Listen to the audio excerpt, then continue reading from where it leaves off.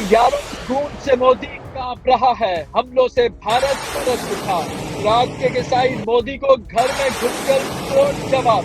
पाक फिजाइया के तैयारे गुजरात की रियासत में फजा में परवास करते रहे। तैयारों की घन गरज और हमलों से भारत तरसता रहा।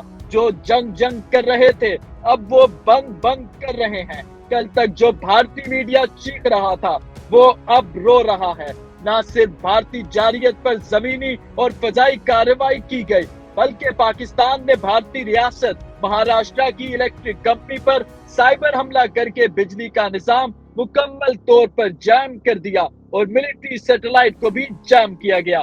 पाकिस्तानी फोर्सेस की जानिब से भारत की उधमपुर एयरबेस को तबाह करने की वीडियोस भी सोशल मीडिया पर वायरल हो गई। भारतीय दिफाई हुक्काम और मीडिया ने भी उधमपुर एयरबेस तबाह होने का एतराफ किया है। पाकिस्तान ने खरबों रुपए का झटका और जिल्लत का वो तमाचा भारत को रिसीव किया है जो उसकी आने वाली नस्लों को भी याद रहेगा।